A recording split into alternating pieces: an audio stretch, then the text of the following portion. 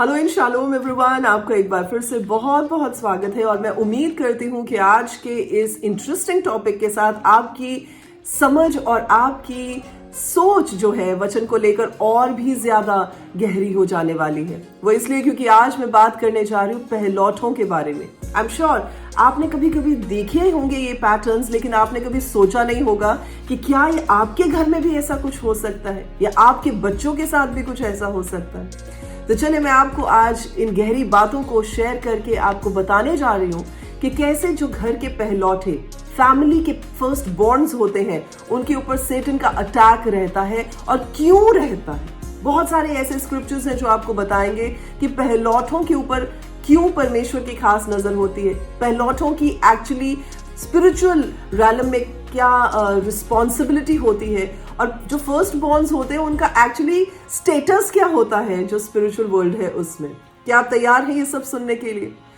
चलिए मैं आपके साथ शेयर करने जा रही हूँ। अगर आप चाहें तो इन बातों को नोट कर सकते हैं, लेकिन बहुत खास बात जो ये है कि आप इन्हें ध्यान से सुनिएगा ताकि आप इन बातों को अपने घर पर अप्लाई कर सकें। आप इन स्क्रिप्चर्स को जानकर अपनी जिंदगी में और अपने बच्चों की जिंदगी में और खास तौर पर अपने पहलौठों की जिंदगी में उन्नति का कारण बनाने के लिए इस्तेमाल कर सकें। आमीन। आपने कई बार नोटिस किया होगा कि कुछ पैटर्न्स होते हैं जो बाप से, दादे से और फिर बेटों में भी आते हैं, या नानी से, फिर माँ से और फिर बेटी में भी आते हैं। ये क्या है? ये उन पैटर्न्स की मैं बात कर रही हूँ जो ब्लड लाइन में फ्लो करते हैं। तो जो पहलौठा होता है उसके साथ बहुत स्पेशल ब्लेसिंग्स जुड़ी हुई होती है। अगर आप बिब्लिकल टाइम्स की बात करें तो जो पहलौठा बच्चा होता था उसके साथ स्पेशल ब्लेसिंग्स, स्पेशल राइट्स और स्पेशल प्रिविलेजेस अटैच्ड होती थी। और अगर आप इनहेरिटेंस की बात करें तो जो बेस्ट ऑफ इनहेरिटेंस होता था वो बड़े बेटे को मिलता था, फर्स्ट बॉर्न को मिलता था। जब आप एक्सोडस निर्गमन की किताब उसके 4 के 22 को पढ़ते हैं तो वहां पर आप देखेंगे कि परमेश्वर इस बात को कहते हैं कि फेरो से कहना कि इजराइल मेरा पहलौठा है। यानी सारी नेशंस में परमेश्वर इजराइल को अपना फर्स्ट बॉर्न कहते हैं। तभी तो आप देख पाते हैं कि Israel in spite of all the challenges जो उसे फेस करने पड़ते हैं from all the other countries and enemy Nations, वो फिर भी स्थिर है, वो फिर भी स्ट्रॉन्गेस्ट है, वो फिर भी सबसे ज्यादा फ्लरिशिंग नेशन है। क्यों? क्योंकि वो परमेश्वर की पहलौठी नेशन है। परमेश्वर का ऐसा देश है, ऐसे लोग हैं जिन्हें परमेश्वर कहते हैं ये मेरे लोग हैं, और फिर क्या कहते हैं? पहलौठे हैं। यानी पहलौठे के साथ कुछ अलग है जिसकी वजह से स्पिरिचुअल रैलम में, यानी परमेश्वर की तो खास नजर उन पर होती है, पर जिस चीज को परमेश्वर पसंद करते शैतान भी उसमें कुछ ना कुछ गड़बड़ क्रिएट करना चाहता है। आई होप आपको ये बात समझ आ रही है। तो जब हम एंशिएंट कल्चर्स की बात करते हैं तो जो एल्डेस्ट सन होता था, स्पेशली मैं यहाँ पर पहलौठे बेटे की बात कर रही हूँ, उसके साथ बहुत डिस्टिंक्ट जो बेनिफिट्स और ऑब्लिगेशंस भी और रिस्पॉन्सिबिलिटीज भी अटैच्ड होती थी। और जब आप जेनेसिस के 49:3 में पढ़ते हैं, उत्पत्ति की किताब चैप्टर 49 के वर्स नंबर 3 को पढ़ते हैं, तो याकूब इस बात को कहता है कि रूबन मेरा पहलौठा है, he is the fruit of my vitality and strength. यानी पहलौठा क्या दिखाता है? आपकी स्ट्रेंथ को रिप्रेजेंट करता है, आपकी वाइटैलिटी को रिप्रेजेंट करता है।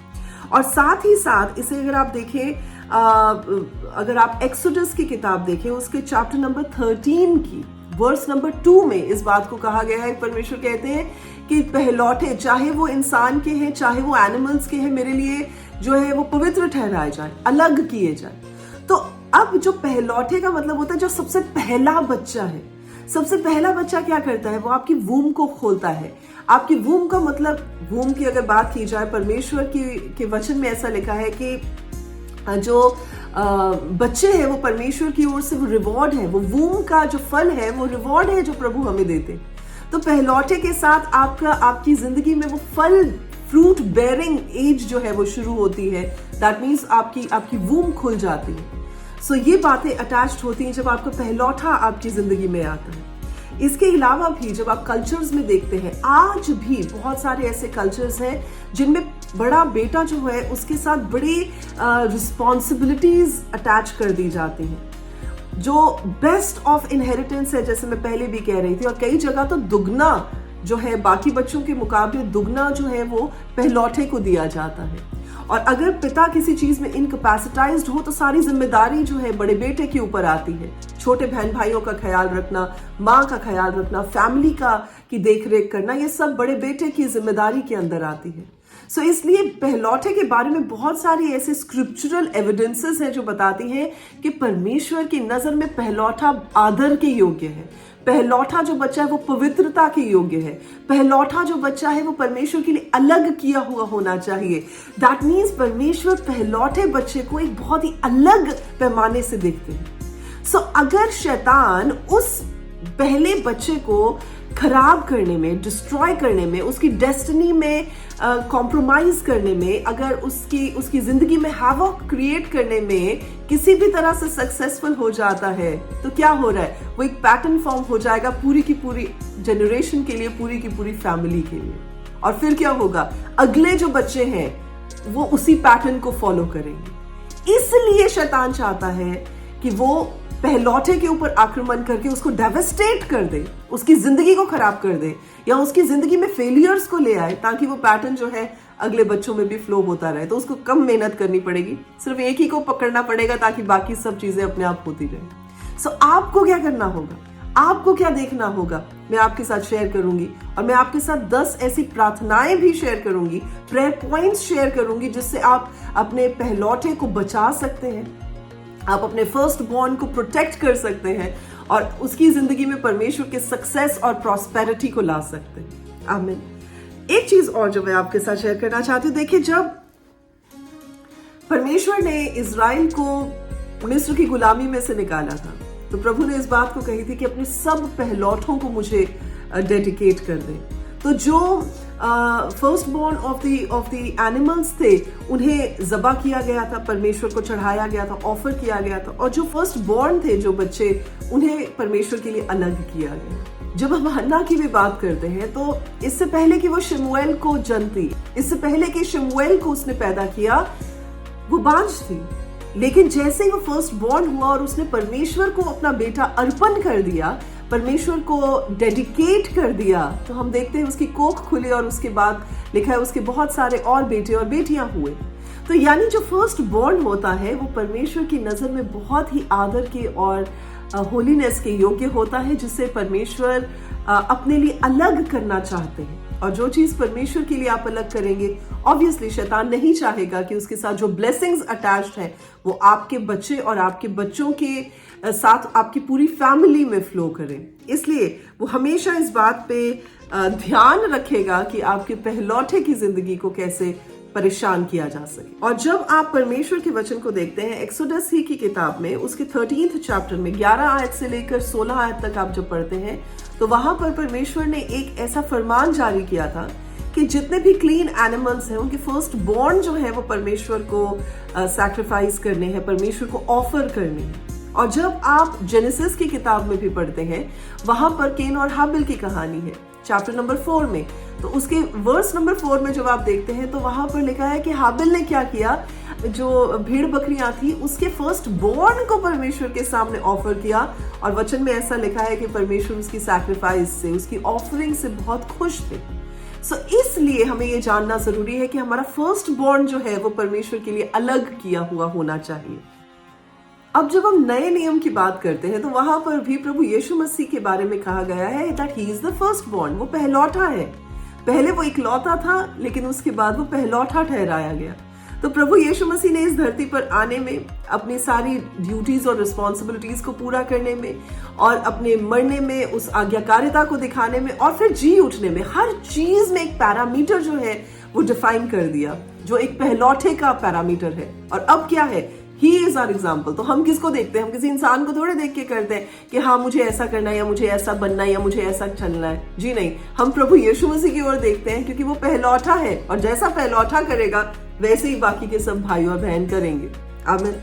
एक चीज और बड़ी इंटरेस्टिंग है और वो ये है कि जब पुराने नियम की बात करते हैं तो बर्थ राइट बहुत इंपॉर्टेंट होता था।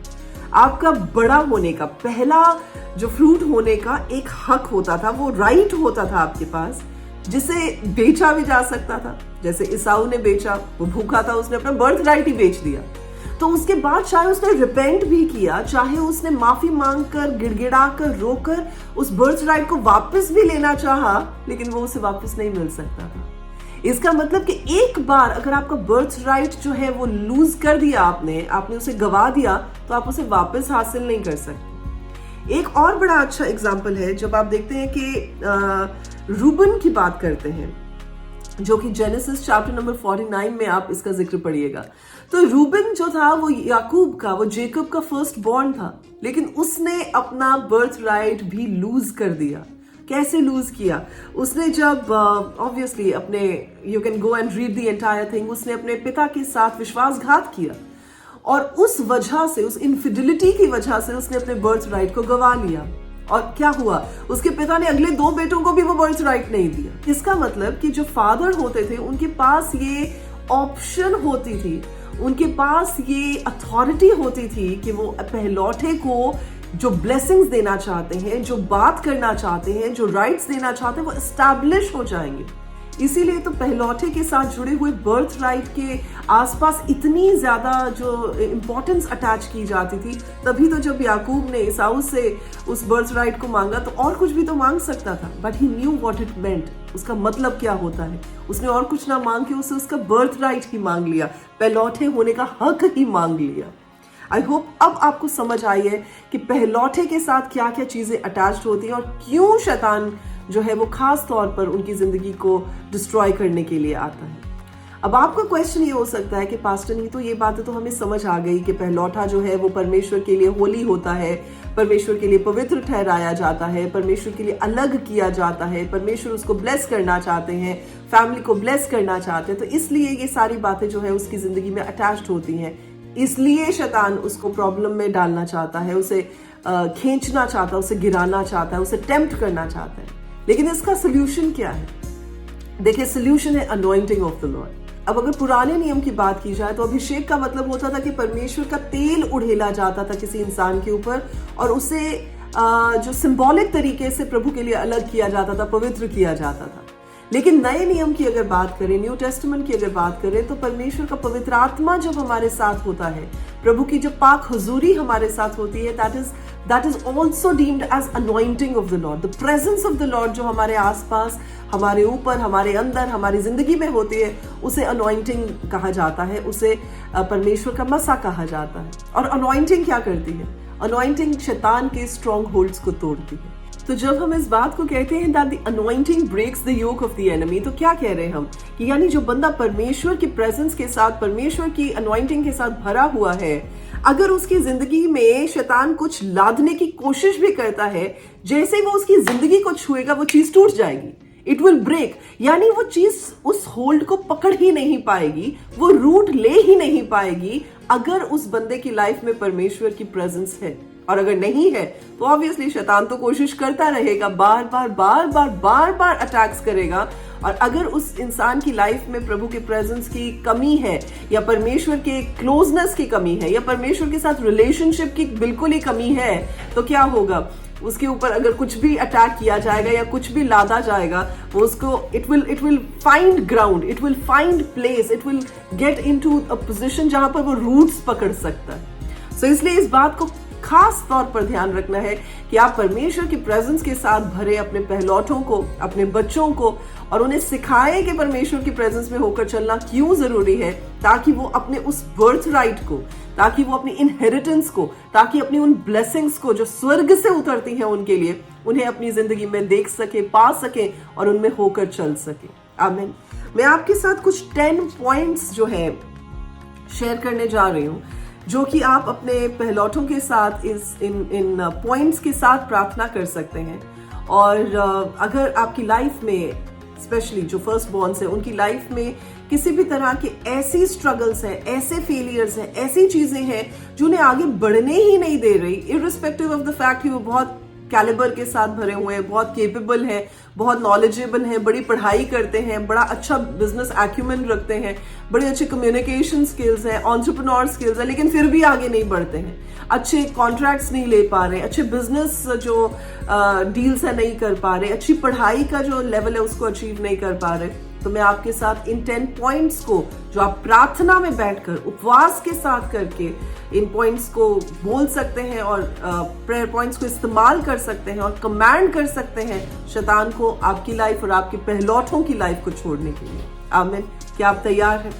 ओके, सबसे पहली चीज, जब आप प्रार्थना में बैठे, आप उपवास में होकर अपने आप को रेडी करें, तो सबसे पहली चीज जब आपको अपने बच्चों के लिए प्रार्थना करनी है और अपने बच्चों को साथ बिठाकर पहलौठों के साथ प्रार्थना करनी है, तो इस बात को कहना है, every strange force of darkness, हर एक ऐसी विचित्र चीज जो कि डार्कनेस की पावर है, जिसने आपके पहलौठे को पकड़ा हुआ है, वो छूटे, वो टूटे, वो उसे जाने दे प्रभु यीशु के नाम में।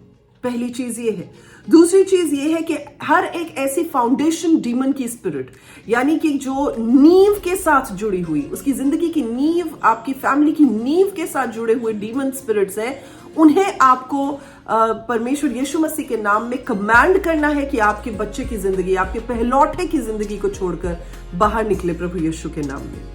तीसरी चीज, क्योंकि देखिए ये फाउंडेशन स्पिरिट्स क्या करती हैं, ये डीमंस आपके बच्चे की डेस्टिनी को अचीव नहीं करने देते, उसके लिए परमेश्वर ने जो ब्लेसिंग्स रखी हैं उन्हें अचीव नहीं करने देते। तो आपको कमांड करना होगा कि आपके बच्चे को वो छोड़े और उसे निकलने दे उसके चंगुल से प्रभु यीशु के नाम में। तीसरी चीज कि हर एक ऐसा आइडल, हर एक ऐसी बुत परस्ती जो माँ की साइड से या जो बाप की साइड से उस बच्चे की लाइफ में आई है, उस चीज को तोड़ना है प्रभु यीशु के नाम में। क्यों तोड़ना जरूरी है? क्योंकि वो स्पिरिट उस बच्चे को आगे बढ़ने ही नहीं देगी। तो उसे कमांड करना है to catch fire in the name of Jesus. ये है तीसरी चीज। चौथी चीज है कि देखिए, जैसे कई फैमिलीज में प्रभु को नहीं जानते होते, तो जो एंसेस्टर्स होते हैं वो कहीं ना कहीं जाकर किसी ना किसी तरह की कॉवेनेंट में आ जाते हैं। और प्रभु का वचन बताता है जो कॉवेनेंट्स होती हैं, जो आपने वाचाएं बांधी होती हैं, वो आपकी जनरेशन टू जनरेशन फ्लो करती है। अब आप कह सकते हैं कि अब तो मैं प्रभु में हूं, मेरी जो लाइफ है वो परमेश्वर को डेडिकेटेड है। तो हो सकती है कि आपकी लाइफ डेडिकेटेड हो, लेकिन आपके एंसेस्टर्स की लाइफ तो डेडिकेटेड नहीं थी। तो आपको क्या करना पड़ेगा?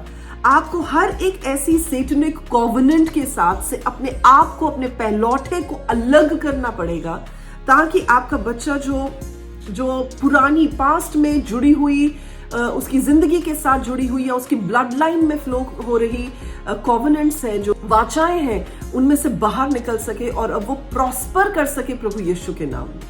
आमीन। सो इस चीज को आपने कहना है कि मैं अपने बच्चे को, या मैं अगर आप खुद पहलौठे हैं तो आपको इस बात को कहना कि मैं हर सेटनिक कॉवेनेंट में से, जो मेरे फोर फादर्स ने किसी भी तरीके से एंटर की थी इन द पास्ट, मैं उसमें से अपने आप को अलग करता हूं, मैं बाहर निकालता हूं प्रभु यीशु के जिंदा नाम में। आमीन।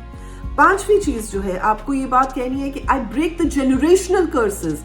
मैं उन श्रापों को जो मेरी जीनियोलॉजी में मेरे साथ आई हैं, मेरी ब्लड लाइन में मेरे साथ आई, उन श्रापों को मैं काटता हूं प्रभु यीशु के नाम में। आमीन। ये है पांचवी चीज।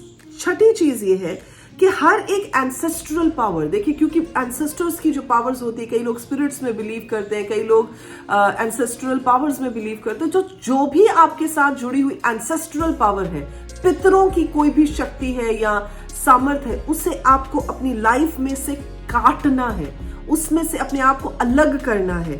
और आपको इस बात को कहना है कि मेरी प्रॉस्पेरिटी और मेरी डिलीवरेंस को रोकने वाली हर एक एंसेस्ट्रल पावर को मैं इस समय प्रभु यीशु के नाम में पवित्र आत्मा की आग से ध्वस्त करता हूं, भस्म करता हूं। सातवीं चीज जो आपको कहनी है वो ये है कि हर एक एनिमी की पावर, हर एक शत्रु की सामर्थ जो आपकी बढ़ने के, आपकी बढ़ोतरी के, आपके सक्सेस के खिलाफ है, उसे आपने अपनी जिंदगी से कैंसिल करना है प्रभु यीशु के नाम में। आपको नहीं पता हो सकता कि कौन सी ऐसी चीजें जो आपकी लाइफ में काम कर रही है, but you have to cancel them, knowing और अननोइंगली। प्रोग्रेस को रोकने वाली दुष्टता की सामर्थ है, उसे आपको प्रभु यीशु के नाम में कैंसिल करना है। आठवीं चीज, आपको ये बात कहनी है कि मैं जिस चीज को भी हाथ लगाऊंगा, मैं उसमें प्रॉस्पर होऊंगा, मैं उसमें बढ़ूंगा, मैं उसमें सक्सेसफुल होऊंगा प्रभु यीशु के नाम में। तो ये आठवीं चीज है जो आपको अपने मुंह से बोलनी है प्रार्थना में। नाइन्थ चीज जो आपको बोलनी है वो ये है कि हर एक ऐसा दरवाजा, हर एक ऐसा द्वार जो आपके सक्सेस के आड़े आता है, जो आपको रोकने की कोशिश करता है, आपकी बढ़ोतरी को रोकने की कोशिश करता है, उस दरवाजे को खुलने का आप हुक्म देंगे प्रभु यीशु के नाम में। तो आपने कहना है बंद दरवाजे खुले प्रभु यीशु के सामर्थी नाम में। और 10वीं बात जो आपको याद रखनी है वो ये है कि आपको इस बात को कहना है कि परमेश्वर में पहलौठे होने की जो मेरी आशीषें हैं, पहला फर्स्ट बॉर्न होने की जो मेरी जिंदगी में इनहेरिटेंस है, जो स्वर्ग की ओर से मेरे लिए ठहराई गई है, मैं उन्हें रिसीव करता हूं प्रभु यीशु के नाम। आमीन। सो ये 10 पॉइंट्स हैं जो मैंने आपके साथ शेयर किए, जिन्हें आपको प्रार्थना में रखना है ताकि आप जान सकें कि परमेश्वर ने आपको किस लिए रचा है और क्या आशीषें हैं जो आपके लिए परमेश्वर ने रखी हैं। और अगर आज तक आप वो आशीषों को हासिल नहीं कर सके तो मेरा विश्वास है कि जब आज आपने इस मैसेज को सुना है, इन प्रार्थना के पॉइंट्स को सुना है और इसके मुताबिक आप अपनी लाइफ को चलाएंगे तो आप जरूर उस लॉन्ग अवेटेड ब्रेक थ्रू को, उस लॉन्ग अवेटेड ब्लेसिंग्स को, लॉन्ग अवेटेड जो आशीषें हैं और आपके लिए दरवाजे खुलने वाले हैं, उन्हें आप देखने पाएंगे प्रभु यीशु के नाम में। सो मैं इस विश्वास के साथ आपको एक बार फिर से एनकरेज करना चाहती हूँ और इस बात को बताना चाहती हूँ कि प्रभु ने पहलौठों को अपने लिए अलग कर रखा है। तो जब आप अपने पहलौठों को परमेश्वर की राहों से भटकते हुए देखें, जब उन्हें संसार की बातों में भटकाए जाते हुए देखें, जब उनके माइंड को आप केओस के साथ भरा हुआ देखें, जब उनके माइंड को कंफ्यूजन के साथ भरा हुआ देखें, तो जान जाएं कि ये समय है कि आप अपनी पोजीशन लें और अपने पहलौठों के साथ इन प्रार्थना के पॉइंट्स को उपवास के साथ करें ताकि आप उनकी जिंदगी को एक बार फिर से फ्री कर सकें उन सारे अटैक्स ऑफ द एनिमी से और उनके लिए बिल्कुल क्लियर कर सके उस रास्ते को जिन पर चलकर वो परमेश्वर से उन आशीषों को हासिल कर सकते हैं जो प्रभु ने उनके लिए रखी है। आमीन। सो आज इस वचन के साथ मैं उम्मीद करती हूँ कि आपने बहुत कुछ सीखा है और अगर सीखा है तो अप्लाई भी कीजिए और जब अप्लाई करेंगे तो डेफिनेटली आपकी जिंदगी में बहुत सारी अच्छी टेस्टिमनीज आएंगी और जब टेस्टिमनीज आए तो जरूर हमारे साथ शेयर कीजिएगा। आमीन। आइए इस समय मैं एक छोटी सी प्रार्थना करती हूँ और इस वचन को हम यहाँ पर इस मैसेज को कंप्लीट करते हैं। जिंदा चलाली परमेश्वर आपका धन्यवाद देते हैं पिता, आज जब आपके लोगों ने आपके वचन में से सीखा तो वो जानने पाए कि प्रभु उनके हक क्या है, वो जानने पाए कि पहलौठे के लिए प्रभु आपने क्या आशीषें ठहराई हैं और वो जानने पाए कि क्यों शैतान पहलौठों के पीछे हर समय प्रभु पड़ा रहता है और उन पर अटैक करता रहता है। आज पिता हम सब अपनी अपनी उस अथॉरिटी को जो आपने हमें दी है उसमें खड़े होकर अपने बच्चों को, अपने पहलौठों को बचाने वाले हो सके और अपने बच्चों को सही राह पर चलाने वाले हो सके। आपका धन्यवाद देते एक बार फिर से पवित्र आत्मा प्रभु इस वचन के लिए। और प्रभु आज मैं प्रार्थना करती हूँ कोई भी जन इस वचन को सिर्फ सुनने वाला ना हो लेकिन प्रभु इस वचन को अप्लाई करने वाले हो। धन्यवाद के साथ इस पूरी प्रार्थना को प्रभु यीशु मसीह के जिंदा और जलाली नाम में होकर मांगते हैं और प्रभु के सब लोग कहते हैं आमीन आमीन। परमेश्वर आप सबों को आशीष दे। अगर अभी तक आपने हमारे चैनल को सब्सक्राइब नहीं किया तो जरूर करिएगा और दूसरों के साथ भी इस वीडियो को जरूर शेयर कीजिएगा ताकि वो भी जान सकें कि कैसे वो अपने बच्चों को शैतान के अटैक्स से बचा भी सकते हैं और उन्हें आगे बढ़ने का मौका भी दे सकते हैं। आज के लिए बस इतना ही। प्रभु आपके साथ रहे, अपना ख्याल रखिएगा। हम दोबारा आपके साथ और गहरी बातों को लेकर आएंगे इसी चैनल पर। तब तक अपना ख्याल रखिएगा। God bless you. शालोम।